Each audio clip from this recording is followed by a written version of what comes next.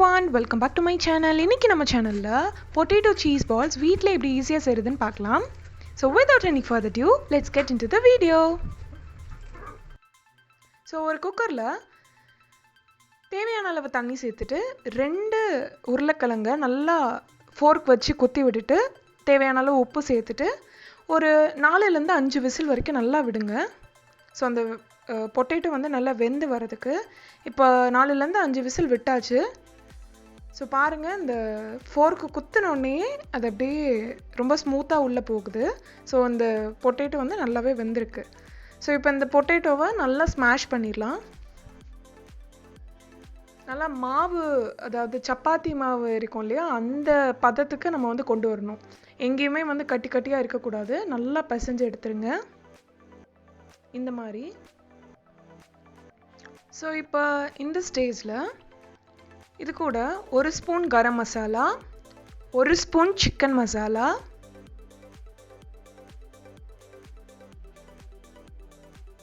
சேர்த்துட்டு நல்லா மிக்ஸ் பண்ணிடுங்க. இது கூட தேவையான அளவு உப்பு சேர்த்துக்கோங்க.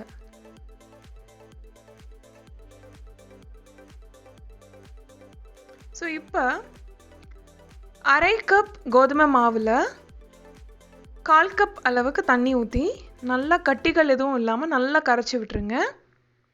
ஸோ இது வந்து ஒரு பேட்டர் கன்சிஸ்டன்சிக்கு இருக்கணும். இந்த மாதிரி கன்சிஸ்டன்சியில் இருந்ததுன்னா ஓகே. ஸோ இது வந்து இந்த பால்ஸ் வந்து டிப் பண்ணி நம்ம ஃப்ரை பண்ணுறதுக்கு தான். இப்போ ஒரு 4-5 ப்ரெட்டை எடுத்துகிட்டு அதோட ஓரங்கள்லாம் நல்லா கட் பண்ணி வச்சுக்கோங்க. இப்போ அந்த ப்ரெட்டை வந்து நல்லா ஒரு மிக்ஸி ஜாரில் சேர்த்துட்டு ஒரு 2லேருந்து 3 சுற்று வரைக்கும் நல்லா கிரைண்ட் பண்ணி எடுத்துருங்க.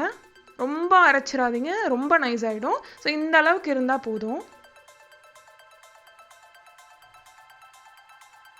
ரொம்ப தின்னாக அரைச்சிட்டிங்கன்னா நல்லா இருக்காது. அதுக்கப்புறமா நான் வந்து ஒரு 200 கிராம் வந்து மொசரல்லா சீஸ் எடுத்திருக்கேன். குட்டி குட்டி க்யூப்ஸாக கட் பண்ணி வச்சுருக்கேன். ஸோ இப்போ நம்மளுடைய அந்த பொட்டேட்டோ மசாலாவை எடுத்து நல்லா ஒரு பெரிய உருண்டையாக பிடிச்சிக்கோங்க. சப்பாத்திக்கு மாவு பிசைவோம் இல்லையா, அந்த மாதிரி நல்லா மாவு பிசைஞ்சிக்கோங்க. உருண்டை பிடிச்சிக்கோங்க. உருண்டை பிடிச்சோடனே அதில் இருக்க மொசரல்லா சீஸ் க்யூப்ஸ் கட் பண்ணி வச்சுருக்கோம் இல்லையா, அதில் 1 க்யூபோ இல்லை 2 க்யூபோ சேர்த்து உள்ளே வச்சுட்டு இந்த மாதிரி தட்டை ஆக்கிட்டு அதுக்கப்புறம் உள்ளே வைங்க. நீங்கள் தட்டை ஆக்காமல் வச்சிங்கன்னா வெளியே வந்துடும். அப்புறம் நீங்கள் ஃப்ரை பண்ணும்போது சீஸ் எல்லாம் மெல்ட் ஆகி வெளியே வந்துடும். ஸோ எந்த அளவுக்கு சீஸ் வெளியே தெரியாத அளவுக்கு இருக்குதோ அந்த அளவுக்கு உங்களுக்கு அந்த சீஸ் வெளியே வராமல் இருக்கும் ஃப்ரை பண்ணும்போது. ஸோ இந்த அளவுக்கு நல்லா மாவு அந்த பொட்டேட்டோ இதை சேர்த்து நல்லா உருட்டி வச்சுக்கோங்க. இன்கேஸ் உங்களுக்கு எங்கேயாவது சீஸ் சைடில் தெரிஞ்சுதுன்னா அதை வந்து அந்த திரும்ப அந்த பொட்டேட்டோ ஃபில்லிங் யூஸ் பண்ணி ஃபில் பண்ணிடுங்க. ஸோ இந்த மாதிரி எல்லா பொட்டேட்டோ மசாலாவையும் சேர்த்து உருண்டை பிடிச்சி வச்சுருங்க. ஸோ இப்போ நம்ம கரைச்சி வச்சுருக்க அந்த பேட்டர் இருக்கு இல்லையா, கோதுமை பேட்டர், அதை வந்து ஒரு தடவை நல்லா ஸ்பூன் வச்சு இது பண்ணி வச்சுக்கோங்க. ஏன்னா டெபாசிட் ஆகிடும் அடியில்.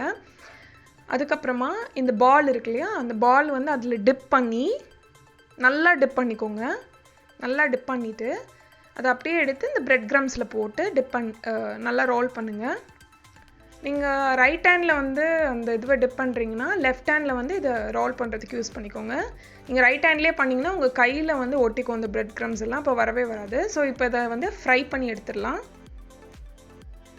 இதை வந்து நீங்கள் ரெஃப்ரிஜரேட் பண்ணி கூட ஃப்ரை பண்ணலாம், இல்லை உங்களுக்கு இன்ஸ்டண்ட்டாகவே வேணும் அப்படின்னா நீங்கள் அப்படியே கூட ஃப்ரை பண்ணிக்கலாம்.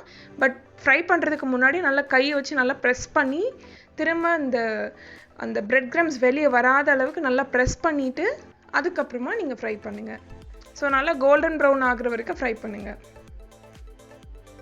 ஸோ நான் எவ்வளோ தூரம் நல்லா உருண்டை பிடிச்சேன், அப்படி இருந்துமே எனக்கு சீஸ் எல்லாம் லைட்டாக மெல்ட் ஆக ஆரம்பிச்சிருச்சு. ஸோ நீங்கள் வந்து அந்த பொட்டேட்டோ இது செய்யும் போது கொஞ்சம் கேர்ஃபுல்லாக செய்யுங்க.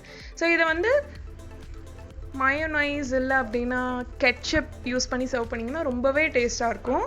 ஸோ இப்போ இது எந்த அளவுக்கு கிறிஸ்பியாக இருக்குன்றதை பார்க்கலாம். ஸோ பாருங்கள் எவ்வளோ சீஸியாக இருக்குன்னு. ஸோ நீங்கள் இன்னும் கூட வேணும்னா நீங்கள் நிறையா க்யூப்ஸ் வந்து உள்ளே ஆட் பண்ணலாம். பட் அதுக்கேற்ற மாதிரி நீங்கள் குவான்டிட்டி எடுத்துக்கோங்க அந்த பொட்டேட்டோ ஸ்மாஷை.